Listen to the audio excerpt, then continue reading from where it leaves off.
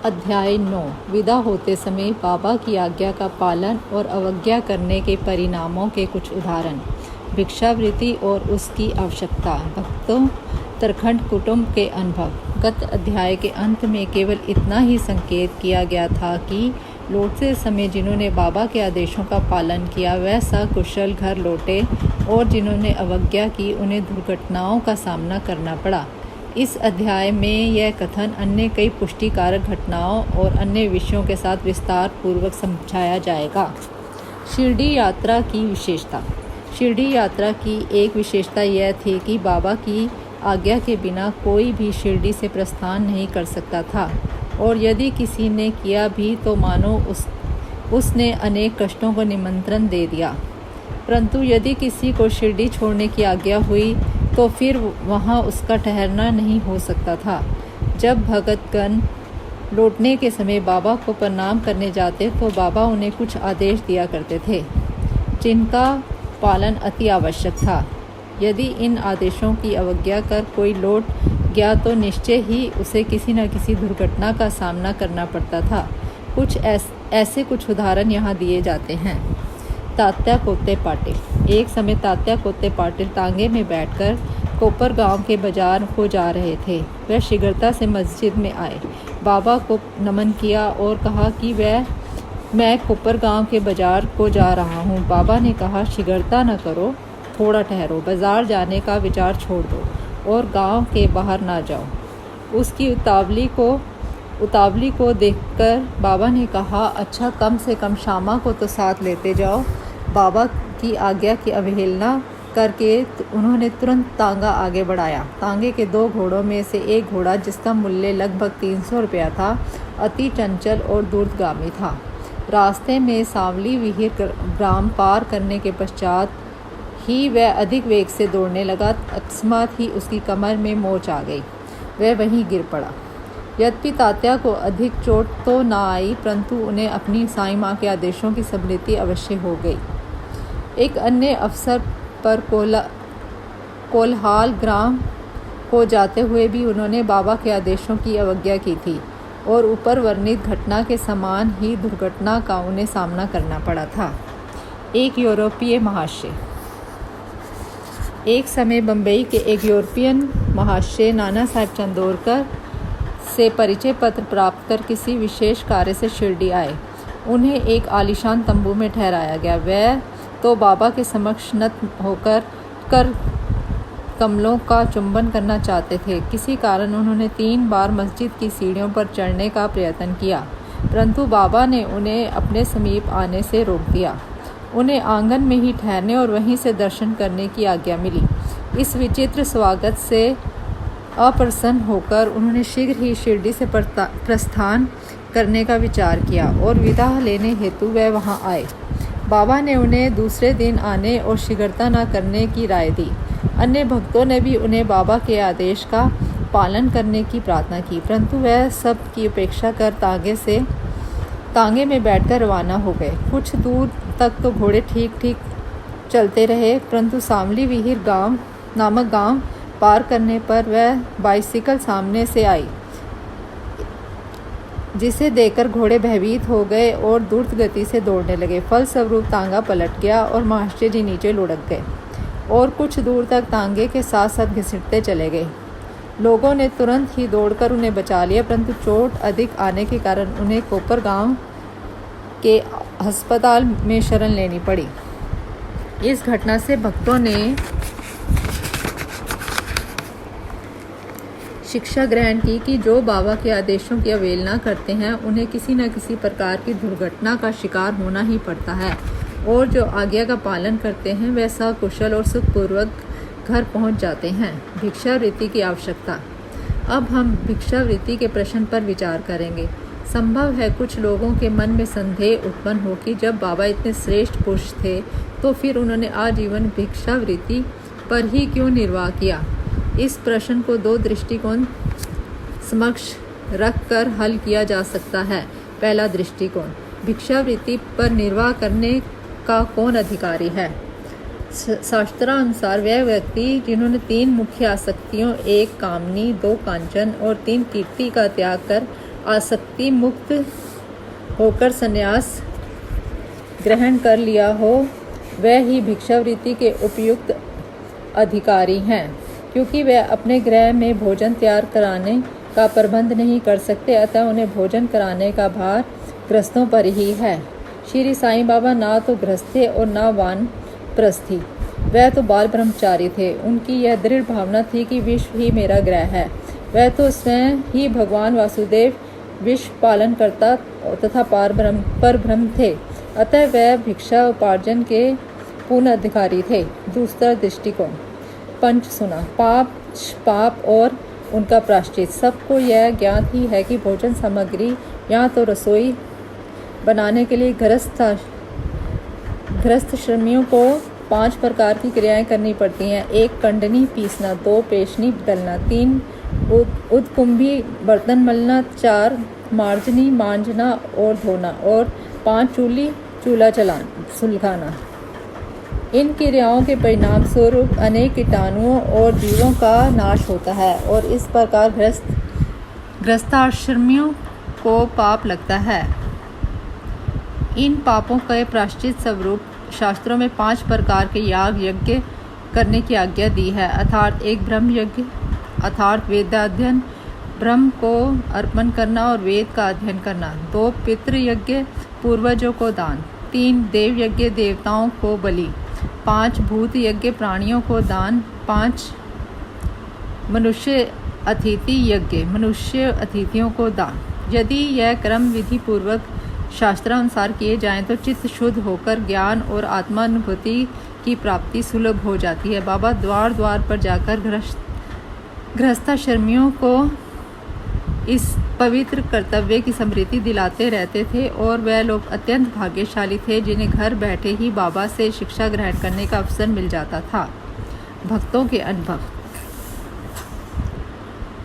अब हम अन्य मनोरंजक विषयों का वर्णन करते हैं। भगवान कृष्ण ने भी गीता में कहा है, जो मुझे भक्ति पूर्वक केवल 1 पत्र, फूल, फल या जल भी अर्पण करता है तो मैं उस शुद्ध अंतःकरण करने वाले भक्त के द्वारा अर्पित की गई वस्तु को सहर्ष स्वीकार कर लेता हूँ।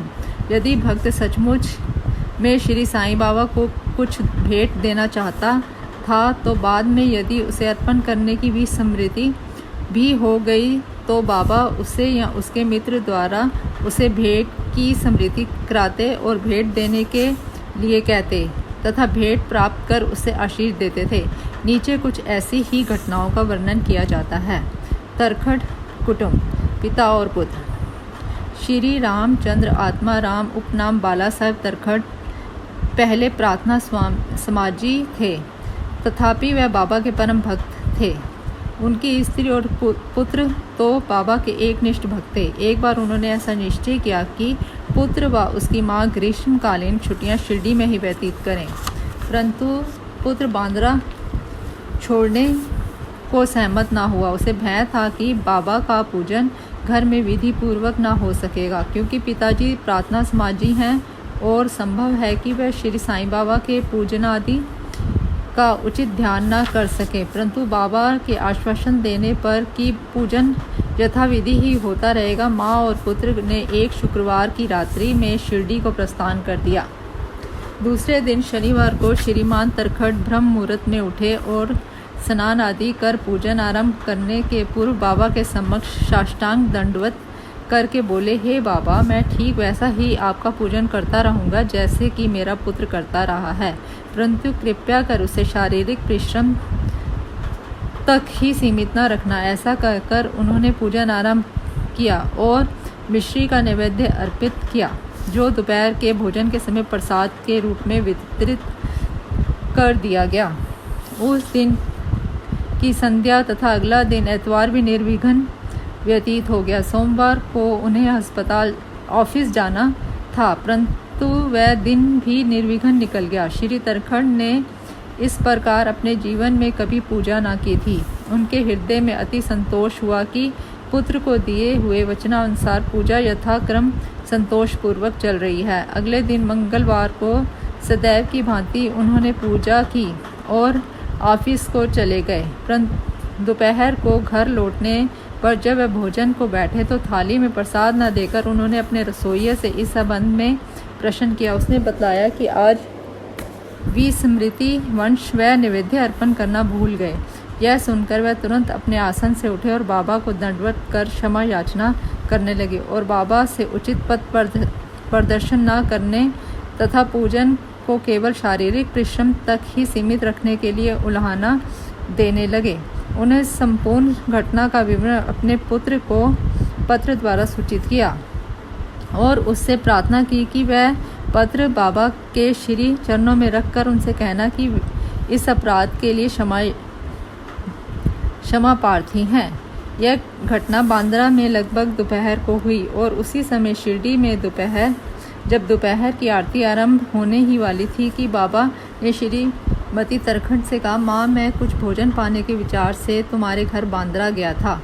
द्वार में ताला लगा देखकर भी मैंने किसी प्रकार गृह में प्रवेश किया, परंतु वहाँ देखा कि भाऊ श्री तरखंड मेरे लिए कुछ भी खाने को नहीं रख गए, अतः मैं भूखा ही लौट आया हूँ। किसी को भी बाबा के वचनों का अभिप्राय समझ में नहीं आया, परंतु उनका पुत्र जो समीप ही बैठा था सब कुछ समझ गया कि बांद्रा में पूजन में कुछ तो त्रुटि हो गई है। इसलिए वह बाबा से लौटने की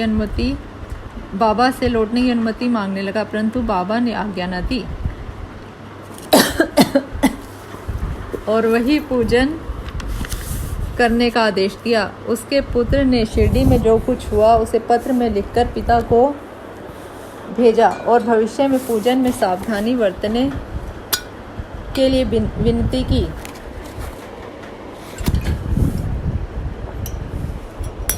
दोनों पत्र डाक द्वारा दूसरे दिन दोनों पक्षों को मिले। क्या यह घटना आश्चर्यपूर्ण नहीं है? श्रीमती तरखंड। एक समय श्रीमती तरखंड ने 3 वस्तुएं अर्थात एक भरित भुर्ता यानी मसाला मिश्रित भुना हुआ बैंगन और दही, 2 कचारे बैंगन के गोल टुकड़े घी में तले हुए और 3 पेड़ा मिठाई बाबा के लिए भेजी। बाबा ने उन्हें किस प्रकार स्वीकार किया इसे अब देखेंगे। बांद्रा में श्री रघुवीर भास्कर पुरंदरे बाबा के परम भक्त थे। एक समय वह शिरडी को जा रहे थे। श्रीमती तरखंड ने श्रीमती पुरंदरे को 2 बैंगन दिए और उनसे प्रार्थना की शिरडी पहुंचने पर 1 बैंगन का भुर्ता और दूसरे का कचारे बनाकर बाबा को भेंट कर दें। शिरडी पहुंचने पर श्रीमती पुरंदरे भुर्ता लेकर मस्जिद गई। बाबा उसी समय भोजन को बैठे थे। बाबा को वह भुर्ता बड़ा स्वादिष्ट प्रतीत हुआ। इस कारण उन्हें थोड़ा थोड़ा सभी को वितरित किया। इसके पश्चात ही बाबा ने कचारे लाने को कहा। राधा कृष्ण माई के पास संदेशा भेजा गया कि बाबा कचारे मांग रहे हैं। वह बड़े असमंजस में पड़ गई कि अब क्या करना चाहिए। बैंगन की तो अभी रुत भी नहीं है। अब समस्या उत्पन्न हुई कि बैंगन किस प्रकार उपलब्ध हो। जब इस बात का पता लगाया गया कि भर्ता लाया कौन था, तब ज्ञात हुआ कि बैंगन श्रीमती पुरंदरे लाई थी और उन्हें ही कचारे बनाने का कार्य सौंपा गया था। अब प्रत्येक को बाबा की इस पूछताछ का अभिप्राय विदित हो गया और सबको बाबा की सर्वज्ञता का महान आश्चर्य हुआ। दिसंबर सन 1915 में श्री गोविंद बालाराम मानकर शिरडी जाकर वहां अपने पिता की अंत्येष्टि क्रिया करना चाहते थे। प्रस्थान करने के पूर्व श्रीमती तरखंड से मिलने आए। श्रीमती तरखंड बाबा के लिए कुछ भेंट शिरडी भेजना चाहती थी, परंतु पूरा घर छान डाला परंतु केवल एक पेड़े के अतिरिक्त कुछ न मिला और वह पेड़ा भी अर्पित नैवेद्य का था। बालक गोविंद ऐसी परिस्थिति देखकर रोने लगा, परंतु फिर भी अति प्रेम के कारण वही पेड़ा बाबा के लिए भेज दिया गया। उन्हें पूर्ण विश्वास था कि बाबा उसे अवश्य स्वीकार कर लेंगे। शिरडी पहुंचने पर गोविंद मानकर बाबा के दर्शनार्थ गए, परंतु वहां पेड़ा ले जाना भूल गए। बाबा यह सब चुपचाप देखते रहे, परंतु जब वह पूर्ण संध्या समय बिना पेड़ा लिए हुए वहां पहुंचा तो फिर बाबा शांत न रह सके और उन्होंने पूछा कि तुम मेरे लिए क्या लाए हो। उत्तर मिला, कुछ नहीं। बाबा ने पुनः प्रश्न किया और उसके लिए उपयुक्त उत्तर उसने वही उपयुक्त उत्तर फिर दोहरा दिया। अब बाबा ने स्पष्ट शब्दों में पूछा, क्या तुम्हें माँ श्रीमती तरखंड ने चलते समय कुछ मिठाई नहीं दी थी? अब उसे स्मृति हो आई और वह बहुत ही लज्जित हुआ और बाबा से क्षमा याचना करने लगा। वह दौड़कर शीघ्र ही वापस गया और पेड़ा लाकर बाबा के सम्मुख रख दिया। बाबा ने तुरंत ही पेड़ा खा लिया। इस प्रकार श्रीमती तरखट की भेंट बाबा ने स्वीकार की और भक्त मुझ पर विश्वास करता है, इसलिए मैं स्वीकार कर लेता हूँ। यह भगवत वचन सिद्ध हुआ। बाबा का संतोषपूर्वक भोजन। एक समय श्रीमती तरखट शिरडी आई हुई थी। दोपहर का भोजन प्राय तैयार हो चुका था और थालियाँ परोसी जा रही थी और उसी समय वहाँ एक भूखा कुत्ता आया और भौंकने लगा। श्रीमती तरखट तुरंत उठी और उन्होंने रोटी का एक टुकड़ा कुत्ते को डाल दिया। कुत्ता बड़ी रुचि के साथ उसे खा गया। संध्या के समय जब वह मस्जिद में जाकर बैठी तो बाबा ने उनसे कहा, माँ, आज तुमने मुझे बड़े प्रेम से खिलाया। मेरी भूखी आत्मा को बड़ी सांत्वना मिली है। सदैव ऐसा ही करती रहो, तुम्हें कभी ना कभी इसका उत्तम फल अवश्य प्राप्त होगा। इस मस्जिद में बैठकर मैं कभी असत्य नहीं बोलूँगा। सदैव मुझ पर ऐसा ही अनुग्रह करती रहो। पहले भूखों को भोजन कराओ, बाद में तुम भोजन किया करो। इसे अच्छी तरह ध्यान में रखो। बाबा के शब्दों का अर्थ उसकी समझ में ना आया, इसलिए उन्होंने प्रश्न किया, भला मैं किस प्रकार भोजन करा सकती हूँ? मैं तो स्वयं दूसरों पर निर्भर हूँ और उन्हें दाम देकर भोजन प्राप्त करती हूँ। बाबा कहने लगे, उस रोटी को ग्रहण कर मेरा हृदय तृप्त हो गया और अभी तक मुझे डकारें आ रही हैं। भोजन करने से पूर्व तुमने जो कुत्ता देखा था और जिसे तुमने रोटी का टुकड़ा दिया था, वह यथार्थ में मेरा ही स्वरूप था।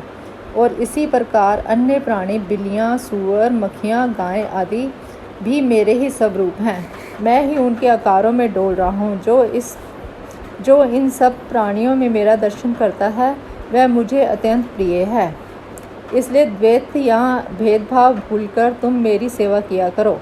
इस अमृत तुल्य उपदेश को ग्रहण कर वह द्रवित हो गई और उनकी आंखों से अश्रुधारा बहने लगी। गला रूंध गया और उनके हर्ष का पारावार ना रहा। शिक्षा। समस्त प्राणियों में ईश्वर दर्शन करो, यही इस अध्याय की शिक्षा है। उपनिषद, गीता और भागवत का यही उपदेश है कि ईशावास्यमिद सर्वम, सब प्राणियों में ईश्वर का ही वास है, इसका प्रत्यक्ष अनुभव करो। अध्याय के अंत में बतलाई गई घटना और अन्य अनेक घटनाएं जिनका लिखना विशेष है, स्वयं बाबा के प्रत्यक्ष उदाहरण प्रस्तुत कर दिखाया कि किस प्रकार उपनिषदों की शिक्षा को आचरण में लाना चाहिए। इस प्रकार श्री साईं बाबा शास्त्र ग्रंथों की शिक्षा दिया करते थे। श्री सद्गुरु साईनाथा अर्पणमस्तु। शुभम भवतु।